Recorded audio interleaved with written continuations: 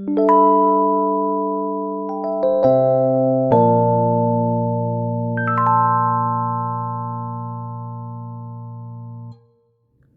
to TeaSea, where I spill the tea and we see how we can learn from it.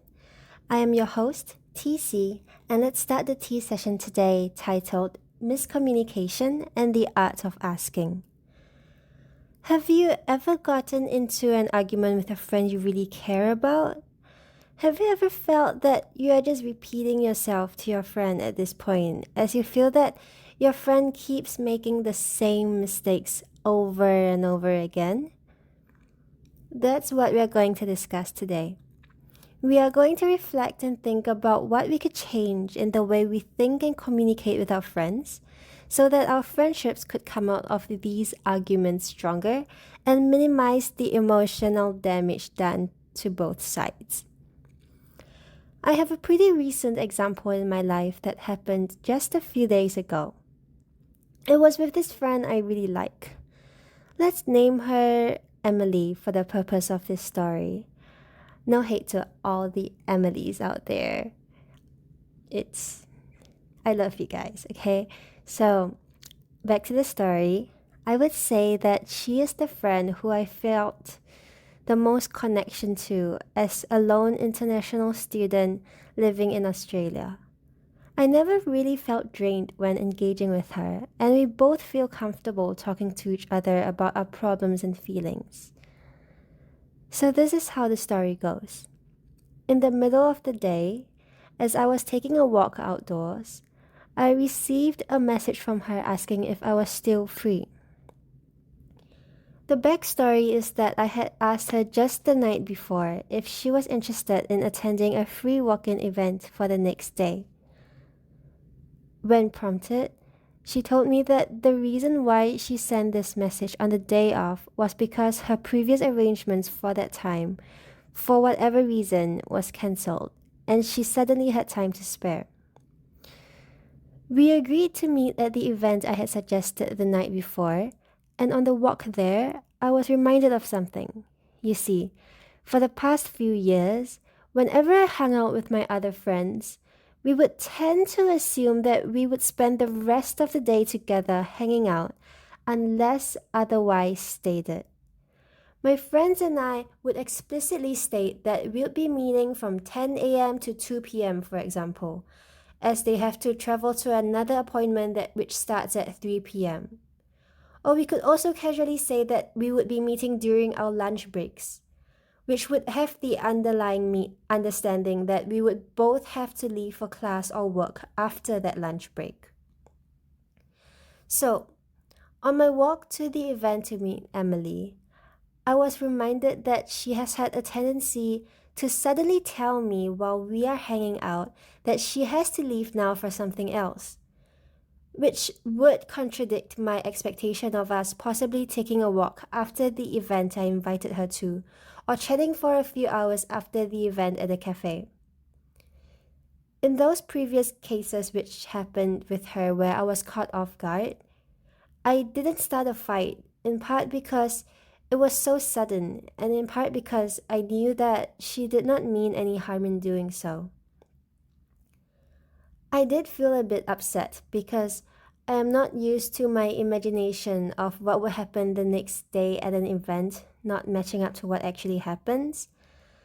And the fact that I had cleared my schedule for the whole day for her and could have planned to do something else if I had known when she would have to leave. I did not remember to bring this up to her usually, because when she brings this up, it would be at the time where she absolutely has to leave in a few minutes, and she would be in too much of a hurry to actually listen to what I have to say.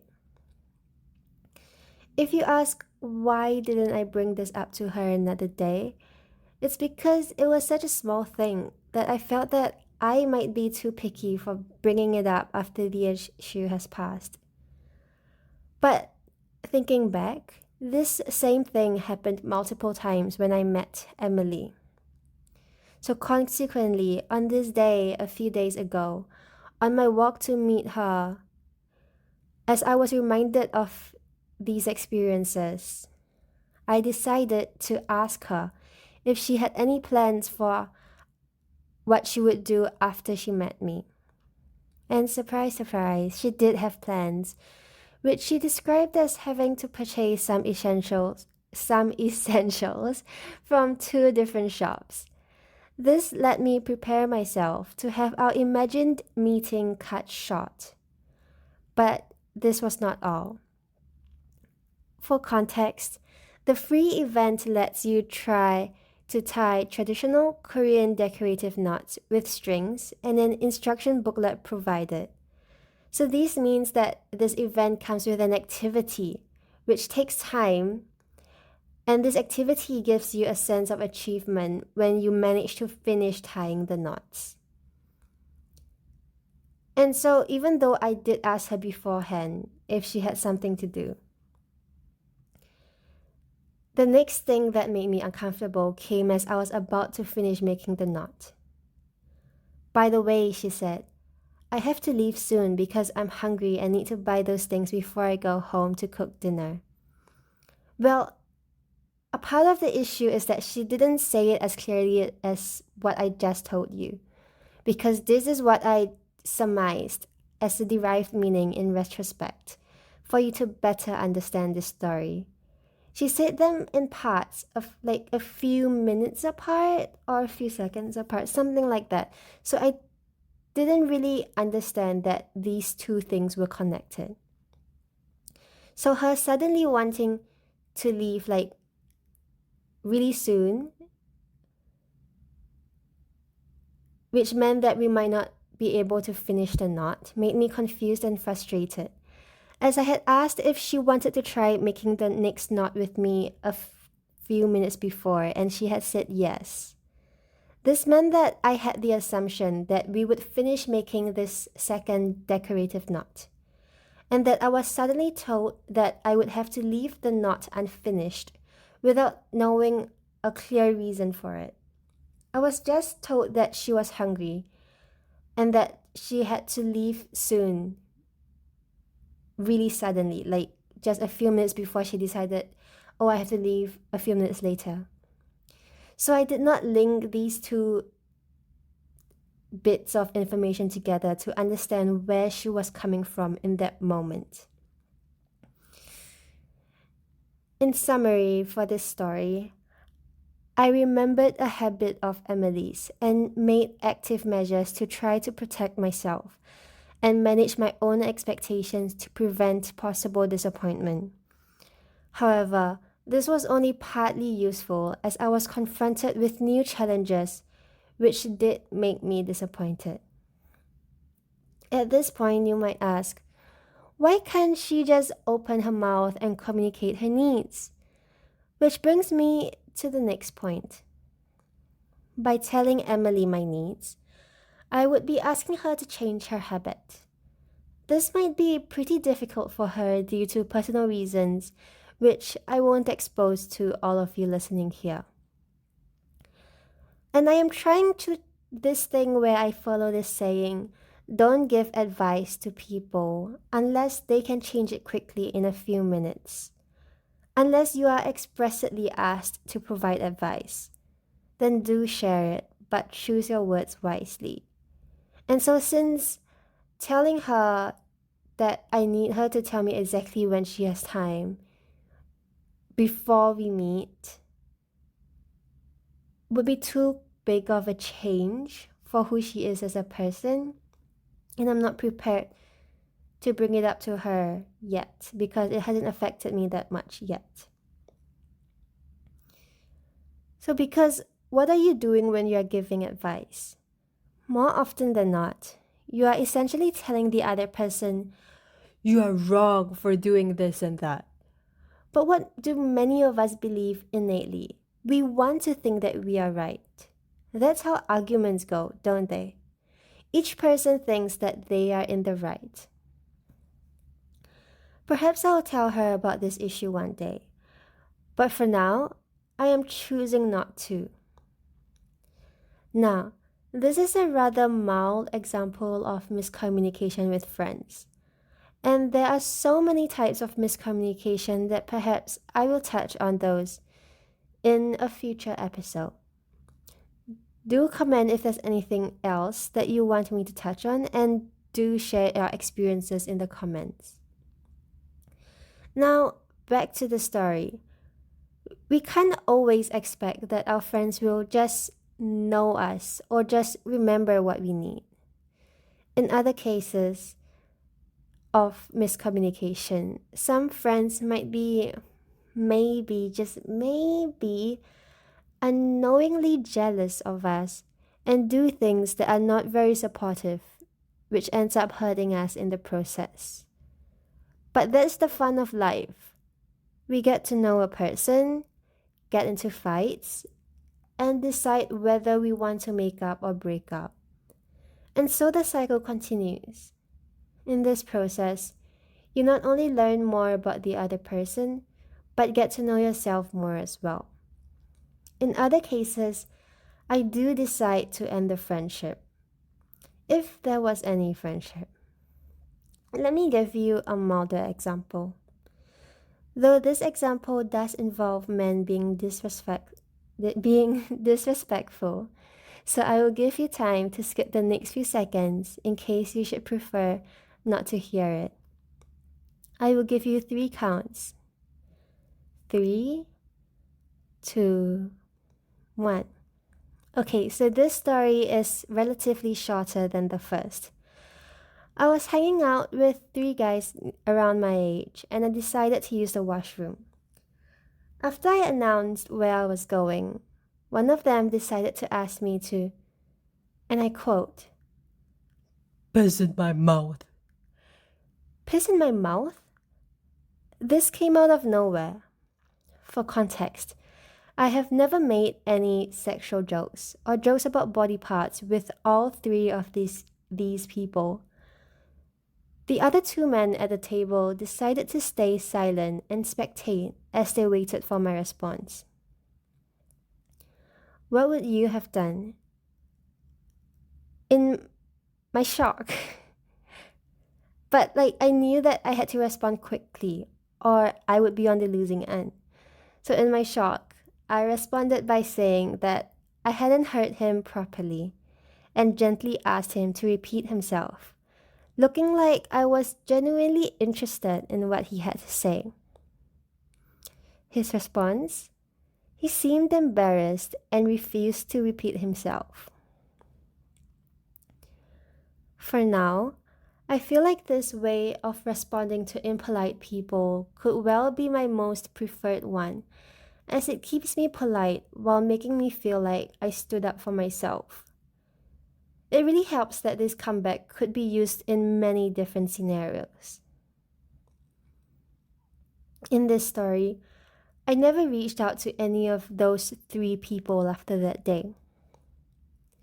If you remember my previous episode about how I feel about bystanders, I do hold the other 2 men responsible for what happened. If any of the 2 had confronted him, showing him that they are ashamed to be his friend, and said, "Hey buddy, that's not right," this guy wouldn't have done what he did again, at least in front of them. Instead, they were more interested in how I would respond and implicitly showed with their actions that they did not think that I was worthy of basic respect. And so, the truth is, we can never really know what others are talking about, what others are thinking about. Sometimes, we can't even tell what we ourselves feel about certain matters. And if you think about it, they do say that many serial killers were not your average bully, but they were the placid acquaintances who would open the door or carry your groceries for you with a smile. You can never really tell. And yet, no man is a lone island. We are but social creatures at heart. We yearn for connection, although every person is born alone and lives their life as we know it alone. Except maybe conjoined twins, but you get what I'm saying. As a highly sensitive person, I tend to love deeply, which means I also get hurt easily. It is an ongoing lesson that I shouldn't love a friend wholeheartedly too quickly. It is so easy to assume, I enjoy spending time with this person. This person chose to be my friend. Why would this person ever hurt me? Just as I only want the best for my friend must feel the same way. But reality is far from the truth. And it hurts. But only by being vulnerable can you learn to love someone more deeply. And only by doing that can you actually make friends and know your friends on a more personal, closer level. If you're anything like me, in a bid to make our friends like us as much as we do, we often neglect our needs. This episode today is a reminder to ask yourself, what do I need? How might my friend unintentionally hurt me? How might I take action to prevent it? How can I communicate such that my friend and I can settle our differences so that our friendship can come out stronger? Is this friendship making me a happier, better person? Or should I distance myself? Because it is totally okay to outgrow your friends. No one can protect you in these kinds of situations as well as yourself. When there's miscommunication in friendships, you simply have to decide how much you love your friend and what actually happened. Do give your friend a chance to explain themselves, as long as it's really miscommunication. And sleep on it. Don't do things that you regret as much as possible. Something that I like to do is I try not to make decisions after a certain time. Like, say, I try not to make decisions after 8 p.m. I sleep on it and I think about it. Sometimes I take a few days to think about it. If you feel like you're giving your friend a cold shoulder, sometimes something I do is that I tell a mutual friend, or I just text them that I'm figuring it out, and then I'll get back to them when I figure it out. Just to let them know that you'll be back. But if you did do your investigation and you think you did see the whole story, and if you see the red flags, I hope that you do well to be on the alert or decide to leave a friend to keep yourself safe, depending on the situation. I hope you enjoyed the tea today. In dealing with friendships, I hope that you can think it over and reflect on how you have reacted when you had some miscommunication with a friend. How did it happen? How did you react? Think of the first situation that comes to mind. I would like for you to journal and write down your resolve for yourself to react in a different way, if applicable. If you are proud of how you dealt with an issue, write that down too, and pat yourself on the back. I hope that this episode makes space for you to learn to leave space for yourself in friendships and take the conscious effort to maintain mutually beneficial friendships and discard the ones which you outgrow. By doing this, you are making a promise with yourself, or if you are spiritual or religious, making a pact with the universe or your religion that you have decided to protect yourself and make a conscious decision to choose friendships that raise your vibration. If your friends end up having the same vibration and you feel that you have moved on and you guys are not at the same vibration, move on. You can only have friends with a higher vibration that would support you better if you make space for them, if you make time for them, if you have energy for them, which means that you don't have that time and energy for friends who will leave you stuck in the past or friends who will bring you down. Okay, even if you don't leave these people, I think that it is still useful to do something else about it, even if it is as simple as redirecting the conversation instead of a straight no before you slowly emotionally distance yourself, which hopefully helps you cut the person off eventually. Or in my case, pretending that you did not hear what the person said and silently distancing yourself from the person when you think that the person said or did something inexcusable could be pretty useful. Not all of us are in a situation where we are safe or where we feel safe to reject people directly after all. We do live in an unequal society. We do live in a patriarchy. And not all of us can feel safe at all times of day, especially when our friends do something which makes us feel vulnerable. It can be pretty hard to speak up, but even if you're too afraid to speak up, you could remind yourself not to let yourself get too close to the person anymore, to hopefully protect yourself better. Change does not happen overnight. It is okay to be gentle with yourself and let yourself learn how to change bit by bit, step by step. So do leave your stories in the comments. I'll be reading them. And this is the end of this tea session, and I look forward to meeting you again. Until next time, bye bye.